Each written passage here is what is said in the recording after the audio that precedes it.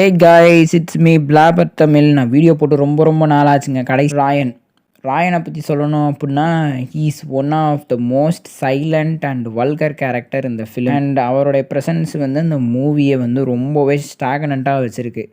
And இந்த படத்துக்கு ஏன் ஏ சர்டிஃபிகேட் வந்திருக்கு அப்படின்னா, வேர்ட்ஸ் யூஸ் பண்ணுறாங்க. அண்ட் ஃபீமேலை வந்து ரொம்பவே ஒரு வல்கராகவும் ரொம்ப ஆக்ரோஷமான ஒரு கேரக்டராகவும் காட்டியிருக்காங்க. ஸோ இதனால ஏ சர்டிஃபிகேட் தந்திருக்கலான்றது என்னுடைய ஒப்பீனியன். உங்களுடைய ஒப்பீனியன் என்னன்றதை கமெண்ட்ஸில் சொல்லுங்கள்.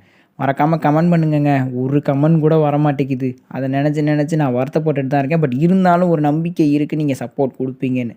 நீங்கள் பார்க்குறீங்க, லைக் பண்ணுறீங்க. மறக்காமல் லைக் பண்ணிட்டு போயிருங்க. அது போதும் எனக்கு. அதுவே ஒரு மன நிறைவாக தான் இருக்கும். இப்போ ராயனை பற்றி நம்ம இன்னும் டீட்டெயிலாக பேசுவோமா? காத்தவராயன், மாணிக்கராயன், முத்துவேல் ராயன். ஆக்சுவலாக 3 தம்பி. காத்தவராயன், முத்துவேல் ராயன், மாணிக்கராயன், துர்கா, 4 பேருங்க. இதில் வந்து காத்தவராயன் தான் இட்ஸ் எ லீட் காய். அதான் நம்ம தனுஷ். இவர் தான் வந்து இந்த மாணிக்கராயன், முத்துவேல் ராயன், அப்புறம் துர்கா, இவங்க 3 பேரையுமே வளர்க்குறாரு. காரணம் என்னென்னா, ஸ்டார்டிங் சீனில் அப்பா அம்மாவோட தான் இருக்காங்க. ரொம்ப ஏழ்மையான ஒரு ஃபேமிலி தான் ராயனோட ஃபேமிலி.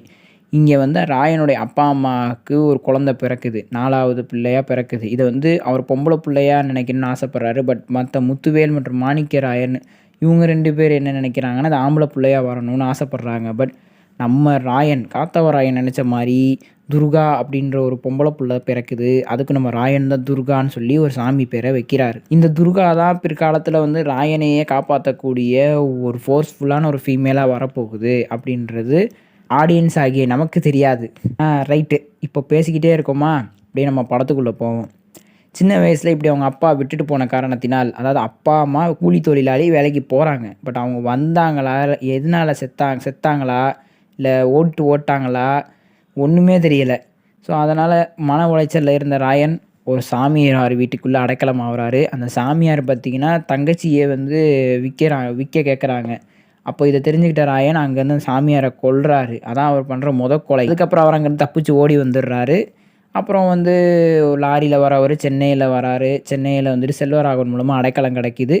அடைக்கலம் கிடச்சதுக்கப்புறம் பயங்கரமாக வந்து தொழில், அது என்ன மாதிரி தொழிலில் ஈடுபட்டார் அப்படின்ற மாதிரிலாம் பெருசாக காட்டலை. பட் ஆனால் ரவுடிசமில் இருந்திருக்காரு. அதில் காசு கிடச்சிருக்கு. ப்ளஸ் இவர் மூட்டை தூக்குற மாதிரி காட்டுவாங்க. செல்வராகவன் வந்து இந்த லோடு மாற்றுறது, லோடு தூக்கி இறக்குற வேலையை பார்த்துட்ருப்பார். ஸோ அதுலேயும் வேலை பார்த்துருக்கலாம். அப்புறம் இடையில ரவுடிசமும் ஈடுபட்டிருக்கலாம். ஏன் அப்படின்னா, துரையை மீட் பண்ணும்போது 10 வருஷத்துக்கு முன்னாடி ஒரு சம்பவம் பண்ணேன், அதுக்கு நான் என்கிட்ட சேருன்னு சொன்னேன், ஆனால் நீ சேரலை அப்படின்ட்டு இருந்திருக்காரு. ஸோ இது ப்ளஸ் நடந்திருக்கலாம். ஸோ ராயன் 2க்கு லீடு வைக்கிறாங்கன்ற மாதிரி ஒரு ஒப்பீனியன் தான்.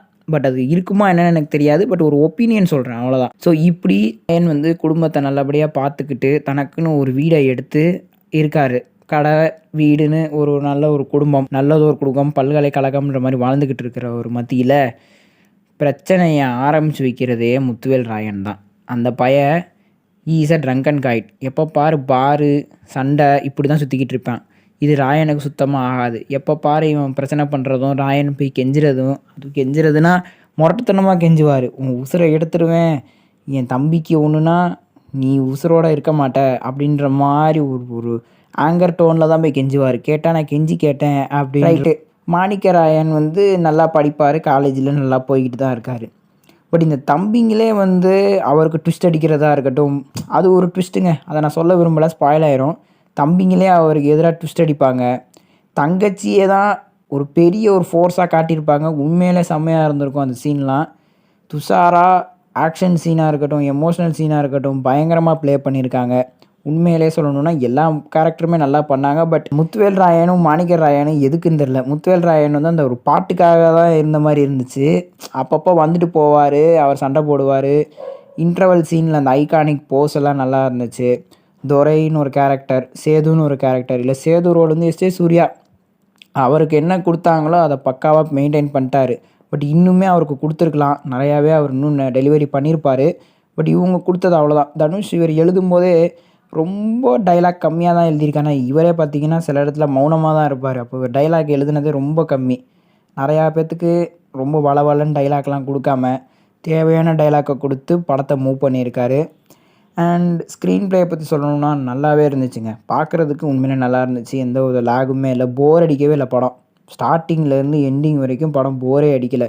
என்னதான் ஆரம்பம் சோகத்தில் ஆரம்பிச்சிருந்தாலும் முடிவும் சோகமாக தான் இருந்துச்சு. ஸோ அந்த ஒரு என்ஜாய்மெண்ட்டுன்ற பீக் வந்து எங்கே நம்ம பார்க்கலான்னா, அந்த ஃபைட் சீனில் தான் பார்க்கலாம்.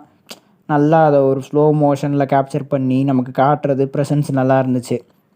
அண்ட் மெயினாக இந்த படத்தில் இருக்கிற எல்லாருமே என்ஜாய் பண்ணது என்னென்னா ஏஆருடைய பிஜிஎம் தான். ஏன்னா அதுதான் நம்ம படத்துக்குள்ளே அந்த என்கேஜிங்காகவே வச்சுருக்கு. அந்த மூடை நமக்கு கன்வே பண்ணுறதே ஒரு மியூசிக் தான். இது எல்லாருமே அக்ரி பண்ணுவோம். அந்த மூடை நமக்குள்ளே கொண்டு வந்தது ஏஆரோட பிஜிஎம் தான். அதுவும் இந்த காலத்தில் இருக்கிறவங்களுக்கு பிடிச்சி போகிற அளவுக்கு ஒரு பிஜிஎம்மை போடுறாரு, சாங் ஹிட் ஆகுது அப்படின்னா அப்புறம் எவ்வளோ டெடிக்கேஷனாக ஒர்க் பண்ணியிருப்பான்றது நம்ம எல்லாருமே தெரிஞ்சிக்க வேண்டிய ஒரு விஷயம். இதில் உசுரேன்னு ஒரு சாங் வரும் பாருங்கள், போகி போகி சாங்கு. அந்த உசுரே நீதானேன்னு ஒரு லைன் வரும் பாருங்க, அதுக்கு அவ்வளோ ரெஸ்பான்ஸ் தியேட்டரில், பயங்கர ரெஸ்பான்ஸ். யாரெல்லாம் அதுக்கு கற்றுனீங்கன்னு மறக்காமல் கமெண்ட்ஸில் சொல்லுங்கள். நான்லாம் கற்றுனேங்க, சீரியஸாக சொல்லணுன்னா நல்லா இருந்துச்சு, ரொம்ப ரொம்ப நல்லா இருந்துச்சு படம். நம்ம சேனலுடைய ரிவ்யூவே பார்த்தீங்கன்னா நம்மளோட சப்ஸ்கிரைபர்ஸ் நீங்கள்லாம் எவ்வளோ ரிவ்யூ கொடுத்துருக்கீங்க தெரியுமா? அந்த படத்துக்கு 4.5க்கு மேலே நிறையா பேர் ரிவ்யூ கொடுத்துருக்கீங்க. நான் எக்ஸ்பெக்ட் பண்ணேன் எல்லாம் ஒரு 3.5 கொடுப்பீங்க, இல்லை 4 கொடுப்பீங்கன்னு நினச்சேன். பட் 4.5க்கு மேலேயே கொடுத்துட்டீங்க. ஸோ அப்போ எந்த அளவுக்கு அந்த படம் உங்களுக்கு பிடிச்சிருக்குன்றது இதுலேயே தெரியுது. சன் டிவி ப்ரெசென்ட் பண்ணதில் எனக்கு தெரிஞ்சு ஒரு ஏ சர்டிஃபிகேட், ஏ சர்டிஃபிகேட்னால் அது இதாக தான் இருக்கும். தனுஷ் நடித்ததில் ஏ இருக்குது, பட் சன் டிவி ப்ரொடக்ஷனில் வந்து ஏவாக இருந்தால் அது இதாக தான் இருக்கும். பட் வல்கர் சீன்ஸ் எதுவுமே இல்லை, ஆனால் ஏ சர்டிஃபிகேட் தான் சொன்னாங்க. பட் படம் வந்து நிறையா பேர் ஃபேமிலியாக தான் வந்து பார்க்குறாங்க. அதையுமே நான் சில தியேட்டர்ஸில் நோட்டீஸ் பண்ணேன். இந்த படத்தை சொல்லணுன்னா நான் 2 வாட்டி பார்த்துருக்கேன். அது ஒரு பெரிய கதை. ஃபஸ்ட்டு வாட்டி நான் வந்து 30 மினிட்ஸை பார்க்கவே இல்லை, அது ரொம்ப லேட்டாக போயிட்டேன். 9:30 ஷோவுக்கு 10 மணிக்கு போனது. அடுத்து 2வது வாட்டி போனப்போ கரெக்டாக போயிட்டேங்க. ஸோ அதனால தான் என்னால் இன்னுமே நல்லா எக்ஸ்ப்ளோராக பேச முடிஞ்சிச்சு. ஸோ நான் எப்படி பேசியிருக்கேன்றதை மறக்காமல் கமெண்ட்ஸில் சொல்லுங்கள். அண்டு இந்த வீடியோ பிடிச்சா லைக் பண்ணுங்கள், ஷேர் பண்ணுங்கள். நம்ம சேனலை மறக்காமல் சப்ஸ்கிரைப் பண்ணுங்கள். நெக்ஸ்ட் நான் கூடிய சீக்கிரம் பேசி அப்லோட் பண்ணுறேன். நெக்ஸ்ட் வீடியோவில் பார்க்கலாம். அது வரைக்கும் பாய்.